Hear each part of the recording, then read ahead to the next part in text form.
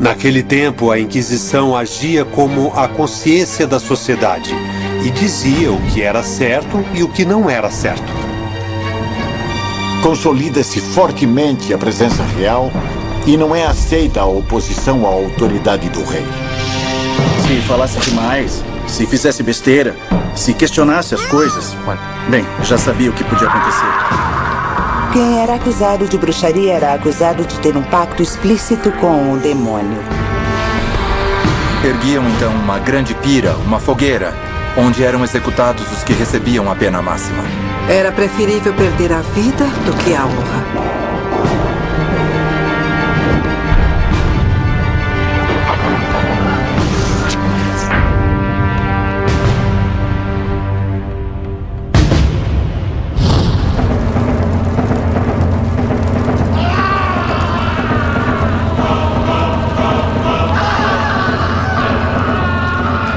Queimar seu corpo é eliminar você do processo da crença cristã de ressurreição no dia do juízo.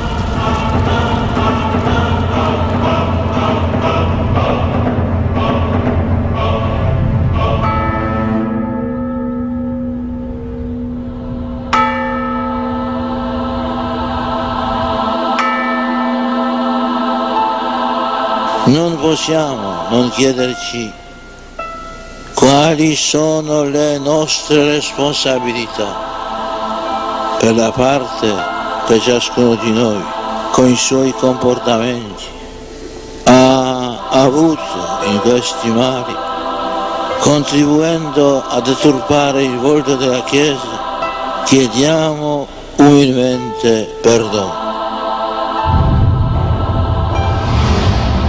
As palavras do Papa João Paulo II se referem aos fatos ocorridos ao longo de 600 anos, durante os quais a Igreja Católica perseguiu, torturou e castigou, inclusive com a morte, milhares de pessoas na Europa e nas Américas. Tudo em nome da fé. A Inquisição surge quando aparece uma série de movimentos heréticos, movimentos que iam contra as verdades sacralizadas pela Igreja. Naquele tempo, a Inquisição agia como a consciência da sociedade e dizia o que era certo e o que não era certo. Naquele momento, pensava-se que a Igreja tinha a maior autoridade moral e, portanto, era a ela que se recorria para emitir juízos. E é nesse momento em que se está criando a Inquisição que é gerada a ideia de um demônio que está em toda parte, que está atraindo as pessoas para idolatrá-lo e atacar a Igreja, e contra o qual a Igreja vai exercer todo o seu poder. O que se fez? Bem, criou-se um tribunal ex-professo conhecido por todos e com a função clara de definir quem era inocente ou culpado, e o sucesso foi expressivo. Mais de 300 anos depois de sua instauração, o Santo Ofício se renova na Espanha dos Reis Católicos. Quem o dirige é o severo inquisidor Frei Tomás de Torquemada.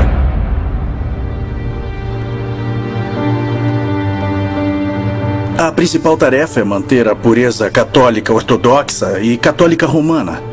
E para isso, a Inquisição é a arma fundamental. As pessoas que não professam a religião oficial ou são heterodoxas são inimigas do sistema.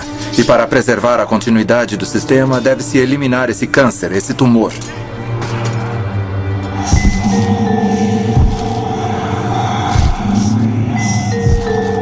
É uma espécie de epidemia que é preciso deter e colocar a sociedade em quarentena. E a única maneira de colocá-la em quarentena é extirpar aqueles membros que estão contaminando os fiéis católicos como se fosse uma doença.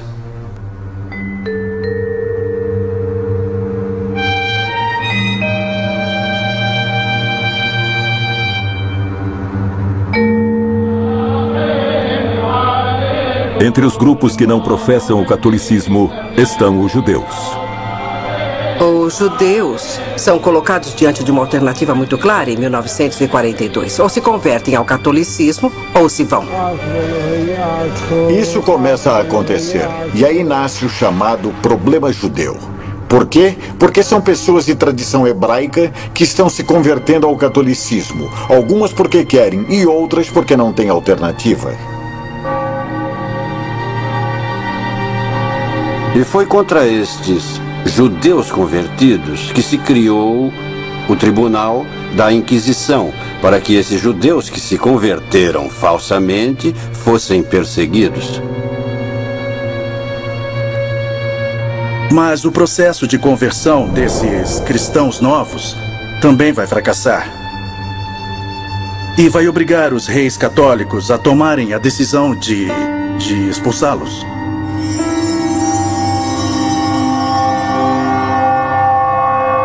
Muitos foram para Portugal, que por mais alguns anos continuou tendo uma política mais aberta aos judeus.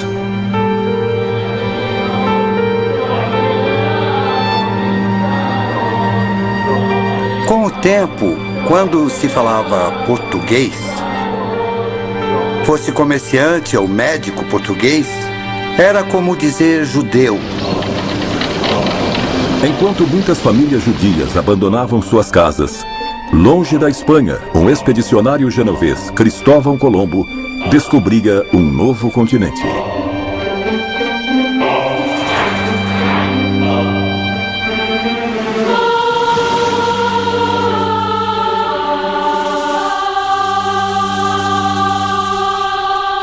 Quando a Mesoamérica passou a ser possessão da monarquia espanhola, começou um dilema, especialmente para o rei Carlos.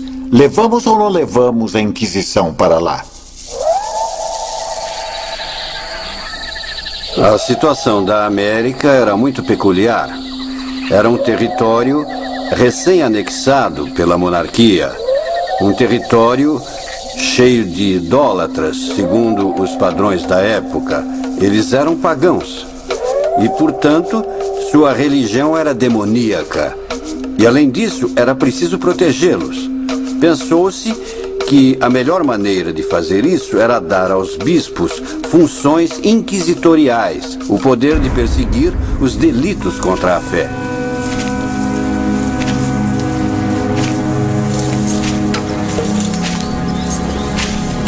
E eles começaram indo contra os ex-sacerdotes pagãos, os xamãs que conheciam encantamentos, que faziam chover, enfim, todos os que tinham conhecimento das antigas práticas e que as empregavam, sobretudo na agricultura.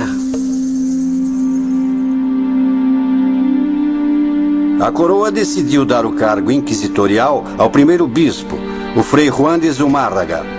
Então a principal atividade dos padres era dirigida não apenas a converter e batizar os chefes tribais, mas também acompanhá-los para que não voltassem à idolatria, para que não continuassem no paganismo, e dentro desse contexto surge o problema de Dom Carlos de Texcoco. Dom Carlos era governador de Texcoco, um dos homens mais importantes da Nova Espanha. E então começou a ser acusado de incesto, de poligamia, de pretender que os espanhóis fossem embora, de querer retomar os antigos ritos e resgatar o mundo indígena que havia sido destruído com a conquista. E todas essas acusações levaram o Frei Juan de Zumárraga a tomar uma decisão muito radical. E aí temos um problema. Por um lado, um homem importantíssimo na estrutura de dominação da Nova Espanha, que está voltando às antigas práticas então chamadas idolátricas. E, além disso, começa a transformar-se num líder político em oposição a Carlos V. É uma mistura bastante perigosa e, no contexto da época, um crime a ser combatido.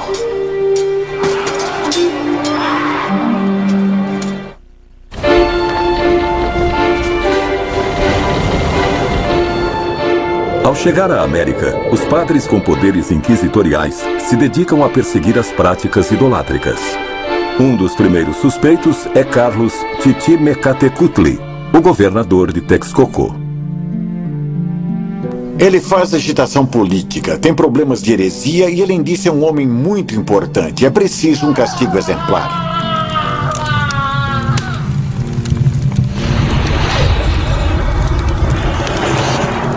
Esse foi o contexto de Dom Carlos de Texcoco. Zumárraga caiu em cima dele, processou-o e o entregou ao braço secular, e ele foi executado. A Inquisição, por se tratar de uma pessoa exemplar que era um líder daquele lugar, achou que era certo aplicar um castigo exemplar. Infelizmente, os resultados foram totalmente adversos. Houve um grande repúdio em Madrid, porque não se poderia ter usado tanta violência em termos de fé contra uma pessoa que sequer havia entendido totalmente a religião à qual havia se convertido. E a partir daí começou-se a repensar a ação da Inquisição, dos procedimentos inquisitoriais, sobretudo em seu rigor contra os índios. De nuestro Señor Jesucristo al cielo. Padre nuestro que estás en el cielo, santificado sea su nombre.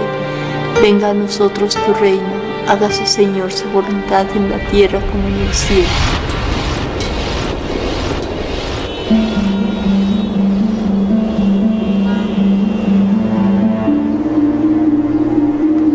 Concluída a etapa pré-inquisitorial, a coroa instala formalmente os tribunais do Santo Ofício em Lima e na Cidade do México.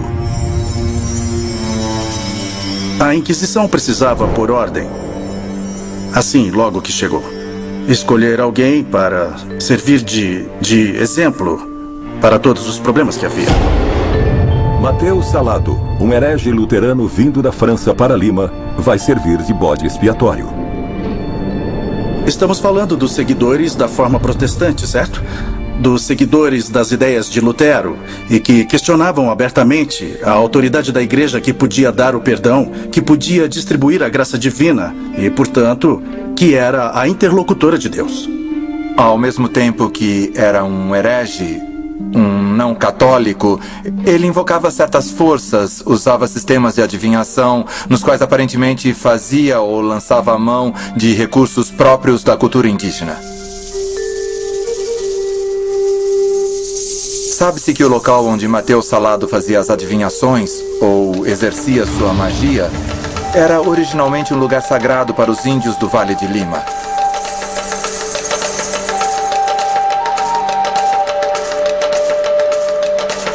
Era um homem, como dizer, falastrão.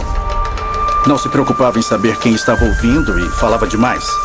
Era estrangeiro e havia um certo medo dos estrangeiros, um certo receio. No caso de Mateus Salado, isso foi perfeito. Ele reunia todas as condições para ser processado e condenado à fogueira.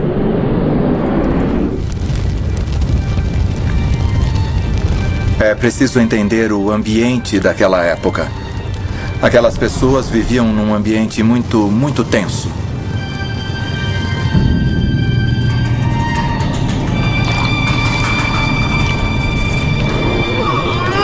Se falasse demais, se fizesse besteira, se questionasse as coisas, bem, já sabia o que podia acontecer. Lá ninguém passava por louco. Todos eram culpados até que se provasse o contrário. Era parte da pedagogia do medo que fazia que você sempre tivesse receio de quem estava perto. Podia ser um parente, um primo, um vizinho. Não se sabia quem podia delatar você. Você não sabia do que era acusado. Você era capturado, chegavam os soldados, levavam você preso e você nem sabia o motivo. Qual era a acusação? Heresia? Bruxaria? Você não sabia qual a acusação.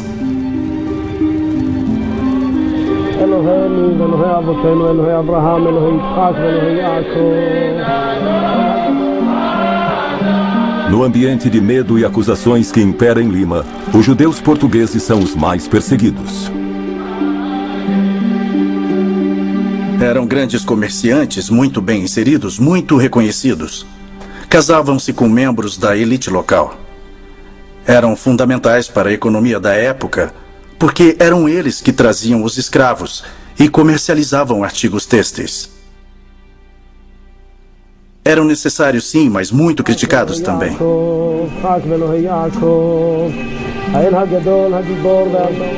Vários bispos começam a questionar a chegada desses portugueses, que eram cristãos novos. Para eles, isso podia ser um foco de contágio de toda a sociedade.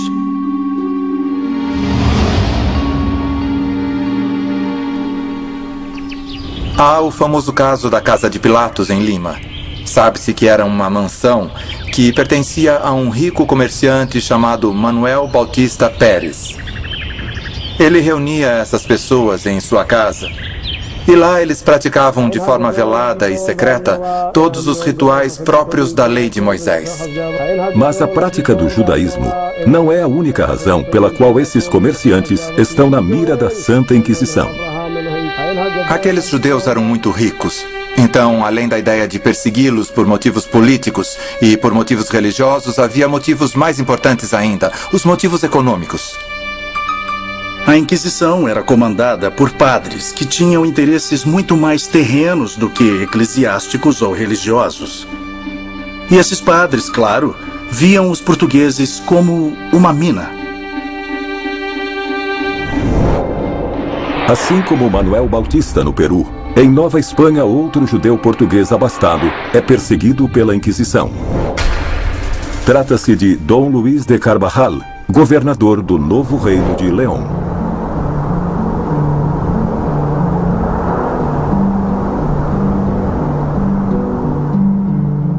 A família Carvajal tinha conquistado uma parte importante do norte do México. Ocupavam postos de poder, dominavam o comércio, dominavam as finanças. Eram pessoas de enorme influência política. A colonização de Nuevo León trouxe uma série de conflitos de interesses com os outros colonizadores que estavam realizando atividades no norte. Eles eram poderosos e não se submeteram. Eles esticaram demais a corda. Se a Inquisição tinha por função marcar o limite do permitido, os Carvajal ultrapassaram esse limite.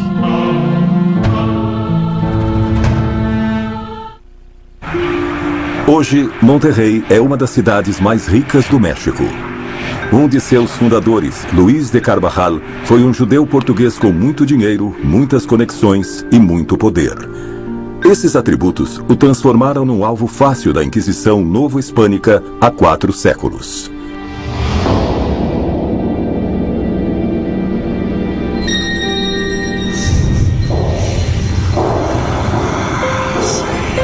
Havia muita tensão. Era uma época de nervosismo, uma época na qual se consolida fortemente a presença real e não se aceita a oposição à autoridade do rei.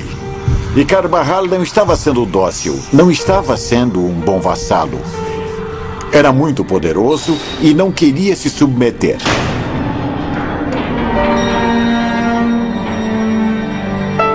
Ao que se sabe, ele era um convertido sincero, mas não o resto da sua família. Seu sobrinho, várias mulheres da sua família, continuavam praticando o judaísmo em segredo.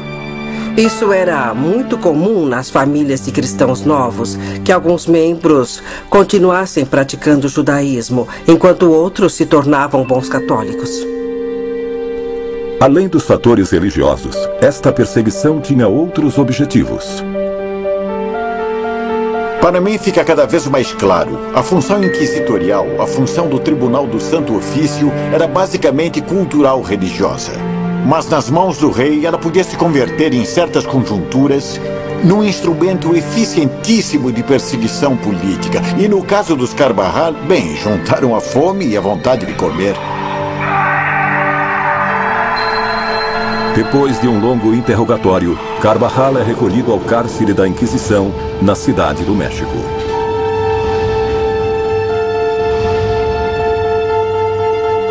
Havia um interrogatório que ficava a cargo do fiscal do tribunal e que justamente tinha que arrancar a verdade do caso da pessoa que estava supostamente envolvida naquele delito.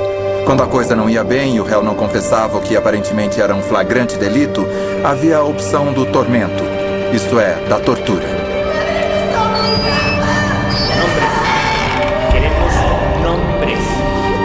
Isabel, sobrinha de Luís de Carvajal, também é torturada.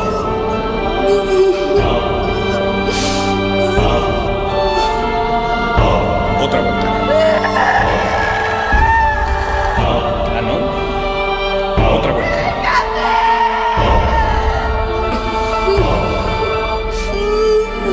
O curioso, bom, é uma coisa que fica entre o curioso e o macabro, é que quando você lê as atas originais do interrogatório que se fazia a uma pessoa, o notário, que era quem registrava tudo o que acontecia durante o processo, chegava a escrever, por exemplo, e deram mais 3 voltas na manivela para estirar o braço.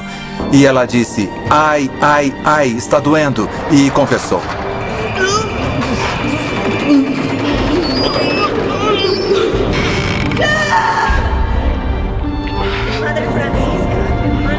São registros apaixonantes porque você ouve as pessoas falando com suas próprias palavras, com sua maneira de falar.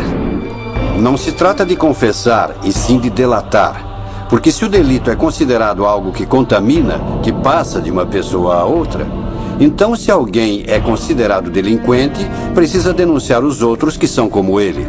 O objetivo não era a eliminação física do acusado.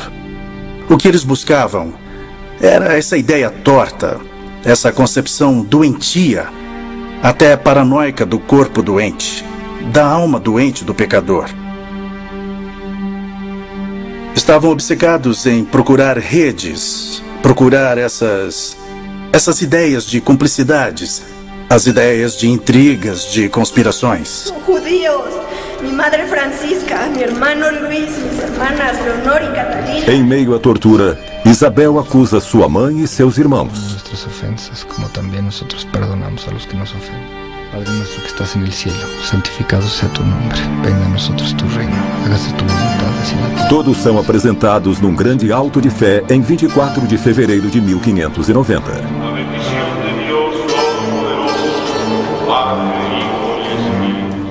O auto de fé era uma celebração pública de penitência, onde se castigava publicamente os indivíduos que corrompiam a sociedade.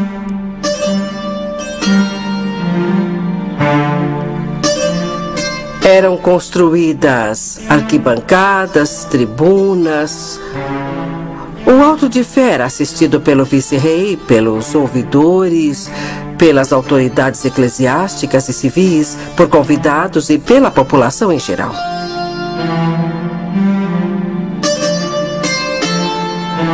Os réus vestiam túnicas chamadas sanbenitos. Nos sanbenitos eram pintados demônios ou imagens que mostravam que aquele era um delinquente. Era muito importante que as pessoas vissem os delinquentes e os distinguisse fisicamente do resto da população. A família ficava marcada porque aquela pessoa havia desonrado a si mesma e a sua família. A sociedade espanhola do século XVI, XVII até o XVIII era uma sociedade onde o valor supremo era a honra.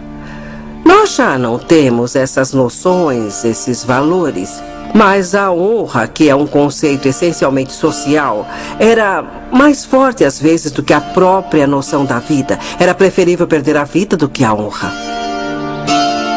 Padre nuestro que estás en el cielo, santificado sea tu nombre. Venga a nosotros tu reino. Hágase tu voluntad así en la tierra como en el cielo. Os membros da família Carvajal foram perdoados no auto de fé de 1590 por abjurarem sua heresia. Ainda assim, 6 anos mais tarde foram levados novamente perante a Inquisição e dessa vez não tiveram a mesma sorte. Dona Francisca e 3 de seus filhos foram entregues ao braço secular e morreram na fogueira.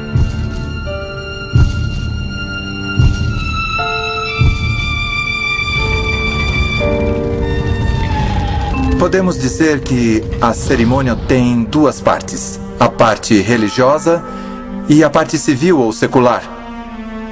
Para que a igreja não se contamine com o sangue ou com o fogo que acaba com a vida dessa pessoa. Era uma hipocrisia. A igreja, na verdade, não queria sujar as mãos, por isso os entregava à justiça civil. O fogo dentro da igreja tem 2 conotações. De um lado pode ser a purificação e de outro lado a destruição. Significa que a pessoa está se destruindo e está destruindo aos demais. Virar cinzas e espalhar as cinzas ao vento traz a ideia de que esse corpo não vai ser enterrado num lugar sagrado e, portanto, não vai estar disponível para a ressurreição final.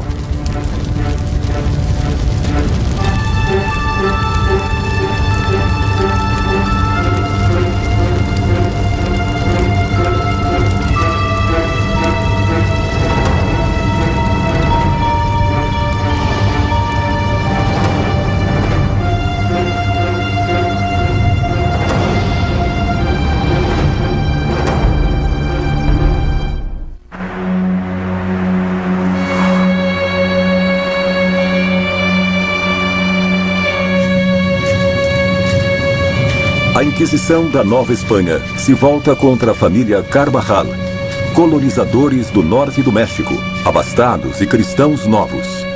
Em nome da fé, Francisca de Carvajal e 3 de seus filhos são condenados à morte.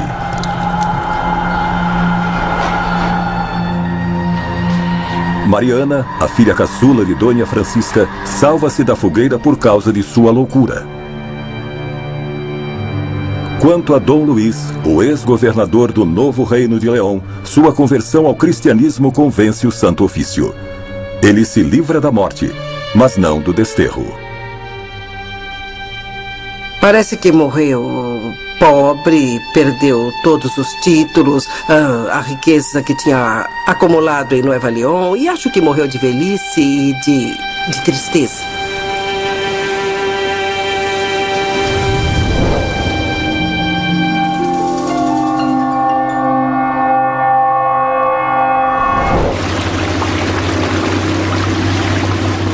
No final do século XVI, o tráfico de escravos africanos era uma das atividades mais lucrativas na América do Sul. E Cartagena das Índias era um dos principais destinos desse comércio. Em Cartagena, assim como no Caribe em geral, nasceu um tipo de cultura que mesclou elementos africanos, europeus e americanos que, de maneira sincrética, revelam uma individualidade, uma particularidade.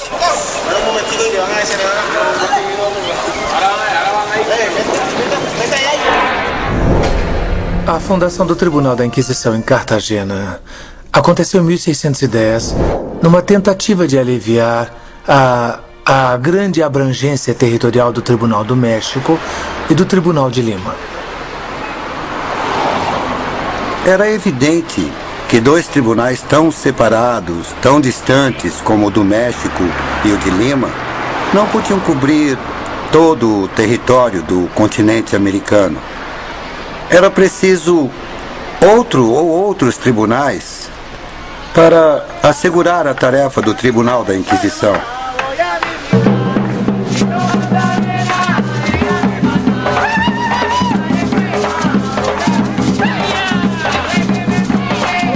Cartagena era chamada de Chave das Índias.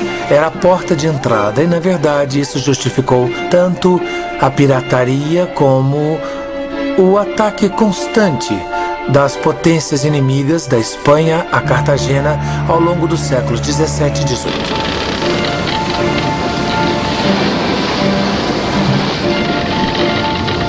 E como eram piratas holandeses, franceses, ingleses que chegavam à costa, a coroa espanhola procurava evitar a contaminação pelas doutrinas heréticas protestantes.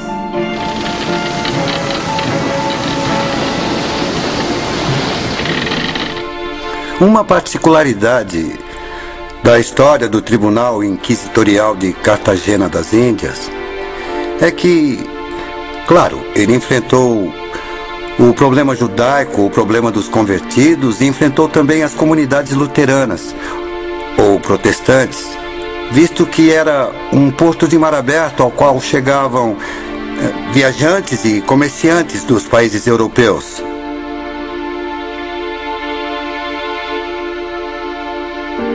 Mas começou a aparecer outra problemática mais complexa com a chegada de cada vez mais escravos africanos a Cartagena e ao interior do território do Novo Reino de Granada.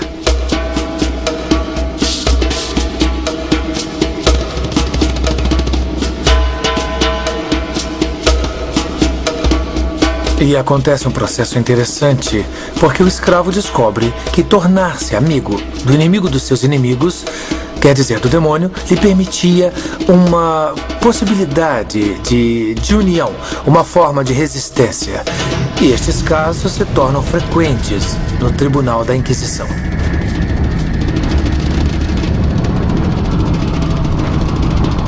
Para o tribunal foi uma surpresa descobrir a proliferação de atos, de condutas, de boatos, de bruxaria e feitiçaria. Eles começaram a investigar e descobriram uma tradição de rituais que não eram dos índios, que eram ritos novos. Paula de Eguiluz, uma escrava cubana praticante desses rituais, é interrogada pela Inquisição de Cartagena. Quando ela chegou a Cartagena para o primeiro processo, perguntaram se ela praticava algum tipo de arte diabólica e se ela tinha pactos com o demônio. E ela disse aos inquisidores: vejam, eu sinto muito, mas o que eu sou é uma mestra na arte do bem-querer.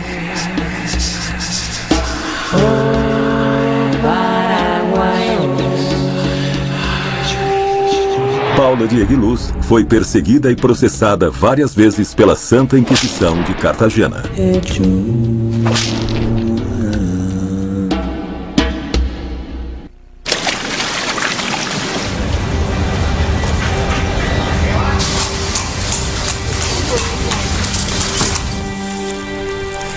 Paula de Eguiluz, uma feiticeira nascida em Cuba, é presa pela Santa Inquisição de Cartagena. Devido à forte presença de piratas e escravos africanos nessa cidade, o tribunal está muito atento à presença de hereges, feiticeiros e bruxos. A feitiçaria é um tipo de atividade que procura resolver os problemas cotidianos da vida das pessoas, dos homens e das mulheres, como, por exemplo, conseguir um amor.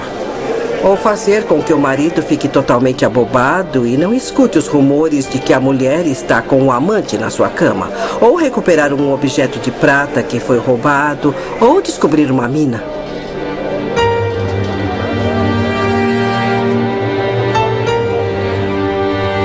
A feiticeira Paula de Eguiluz tem farta clientela.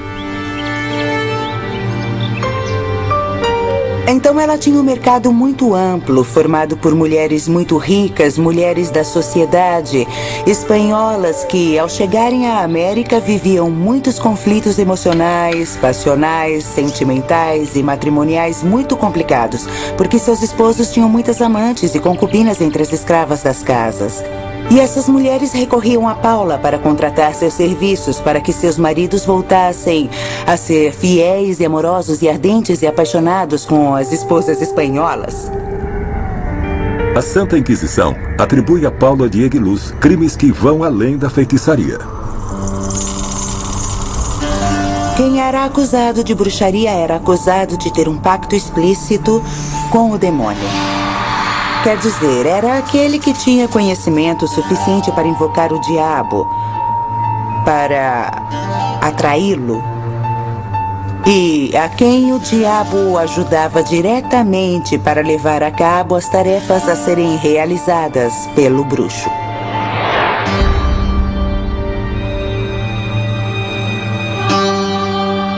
Paula foi acusada de bruxa e feiticeira, das duas coisas. Seu castigo: 200 chibatadas. Os inquisidores, quando faziam as denúncias contra esses escravos, narravam muitas histórias de como eles se reuniam, como atraíam o demônio, que se reuniam nos lugares ao som de música, de tambores, de danças, e usavam a sexualidade. Falavam de festas que duravam várias noites, ou seja, que podiam durar 2 ou 3 dias. Mas havia um fato em especial nessas festividades que era o mais grave. Eles renegavam a sua condição de cristãos e aceitavam a vontade do demônio. Interrogada pelos inquisidores sobre sua adoração ao demônio, Paula de Aguiluz respondeu. Ela disse, esse diabo que vocês descrevem, que tem rabo e chifres e é mau, bem, esse diabo eu não conheço. Esse eu nunca vi, mas como vocês têm tanto medo dele, eu vou me aliar a ele, porque minha estratégia é me aliar com o inimigo dos meus inimigos.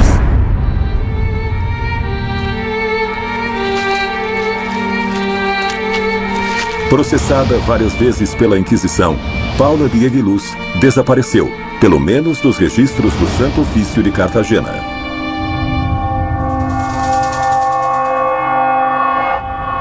Ao mesmo tempo, um grupo de comerciantes abastados atraiu a atenção da Santa Inquisição em Lima.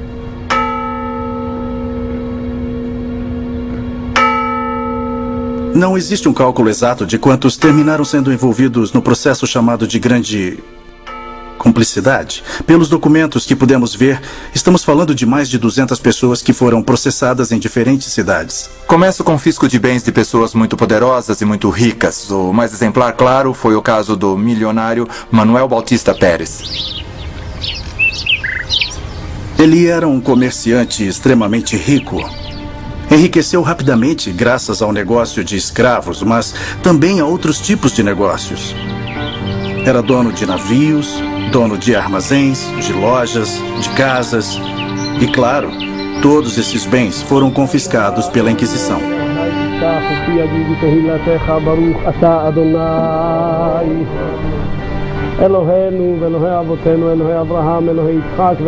Encarcerados e com seus bens confiscados, os membros do que ficou conhecido como Gran Cumplicidade ou Grande Cumplicidade não renunciam à sua devoção. Eles sabiam que iriam ser queimados. Simplesmente o que fizeram foi concordar e dizer sim, eu sou judeu.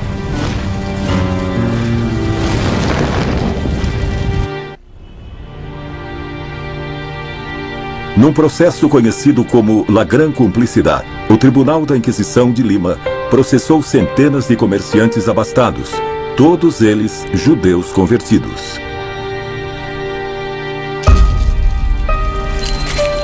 O auto de fé começou ao amanhecer. Eles saíram, desfilaram, desde a prisão da Inquisição até a praça. Eles usavam túnicas diferentes, segundo o crime de que eram acusados. Depois das orações, cada processado respondeu se abjurava ou não seu erro ou heresia. Como nenhum deles fez isso, foram enviados, ou melhor, foram entregues ao braço secular. E era ali que se celebrava uma cerimônia complementar, já sem a presença das autoridades, somente com os encarregados de aplicar a pena. Erguiam então uma grande pira, uma fogueira, onde eram executados os que recebiam a pena máxima. E em 1639, 11 pessoas nesse grande alto acabaram na fogueira. –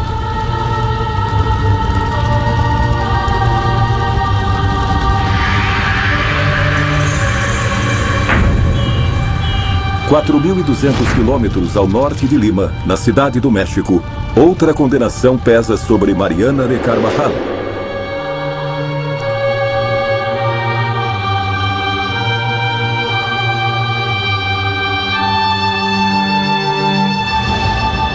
Mariana, que havia se salvado da morte na fogueira em 1596 devido à sua loucura, foi processada novamente pelo Santo Ofício.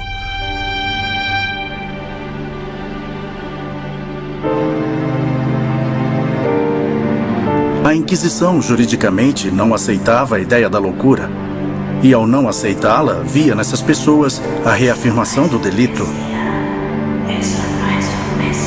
Simples assim. E elas acabavam sendo processadas. Devo condená-la. E a condeno ser levada pelas ruas desta cidade e seja queimada em chamas vivas de fogo, até que se converta em cinzas e que dela não haja nem reste memória.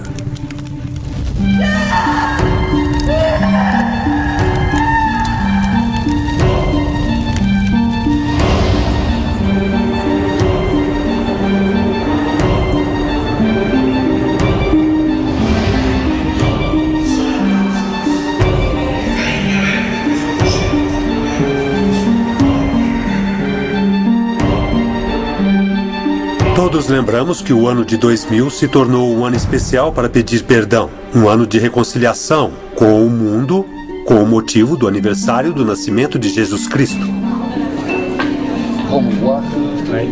Depois de 6 anos de investigação, o Vaticano reconhece os abusos cometidos pela Igreja Católica no passado.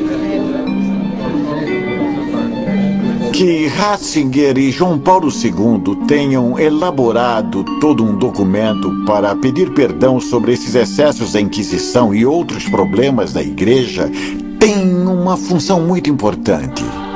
E a função é esta: se íamos entrar no 3º milênio propondo o Evangelho, e o Evangelho é de paz, era necessário purificar a memória histórica, pedindo perdão pelos erros cometidos, para depois poder propor a fé isenta de toda violência. Senhor, Deus de todos os homens, em algumas épocas da história, os cristãos às vezes transigiram com métodos de intolerância e não seguiram o grande mandamento do amor, desfigurando assim a face da Igreja, sua esposa.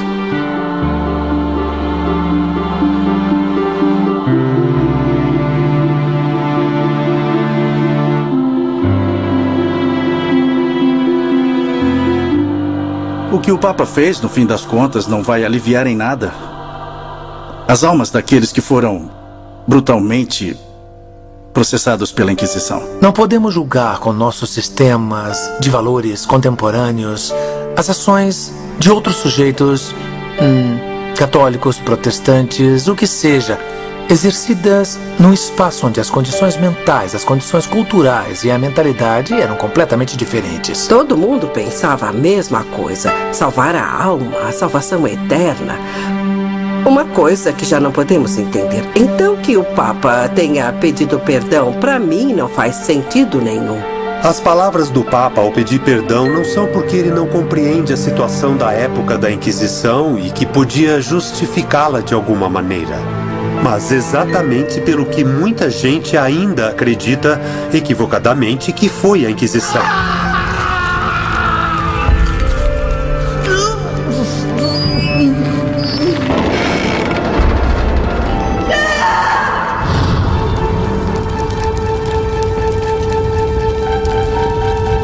Tudo isso tem certamente uma parte de verdade, uma parcela de verdade, mas, obviamente, a presença de uma Inquisição tão onipresente e tão violenta como a que nos mostraram tinha de ser suavizada, não? Não é defender a Inquisição, é simplesmente colocá-la dentro de seu contexto histórico. Simplesmente é a história dos seres humanos com suas luzes, sombras, conquistas e misérias. Versão brasileira, Tempo Filmes, São Paulo.